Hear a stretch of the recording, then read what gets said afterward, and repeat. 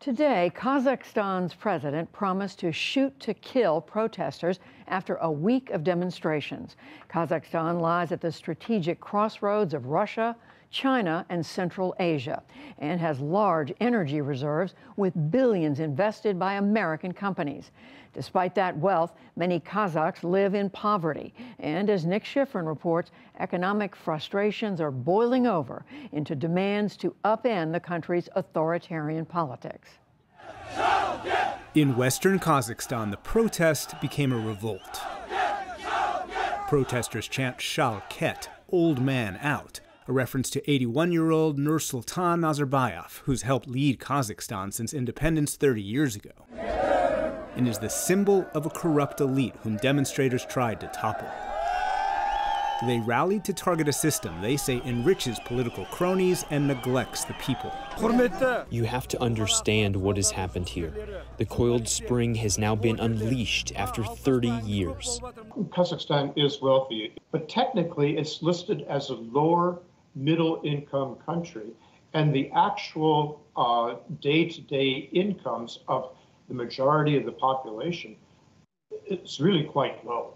Richard Hoagland is a former U.S. ambassador to Kazakhstan and is now at the Caspian Policy Institute.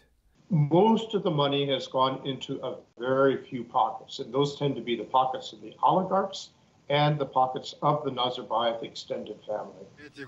Nazarbayev stepped down as president in 2019, but as the so-called father of the nation, installed current president Kassym-Jomart Tokayev as his successor. Tokayev recently increased the price of fuel, sparking protests in western Kazakhstan earlier this week. That ignited a political flame. In the cultural capital, Almaty, they stormed government buildings. By Thursday, the mayor's office and the presidential residence both burned out. Authorities turned violent. Police said they, quote, liquidated more than 24 protesters. Over multiple days, demonstrators attacked police, burned police cars, and authorities say they killed more than 18 cops, at least one by beheading. President Tokayev called the protesters foreign terrorists, cut off the internet, and today told police to shoot to kill. The militants have not laid down their arms. The fight against them must be pursued to the end. Whoever does not surrender will be destroyed. And now, for the first time, an alliance of post-Soviet states deployed militarily, and Russian troops are in a neighbor considered the region's most stable country.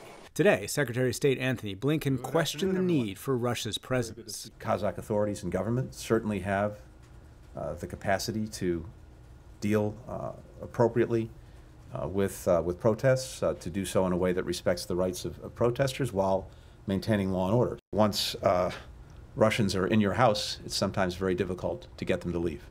Tokayev has maintained a partnership with the U.S., in part through American oil giants' presence in Kazakhstan's west. But Russia's influence is greater, and President Vladimir Putin's may increase with a Russian troop deployment, says Hoagland. What he's probably doing is, in a way, making sure that a new Western-looking generation leadership does not come into power immediately in Kazakhstan, that it will stay with people who understand Russia, who are partners with Russia, and Russia gets a leg up that way.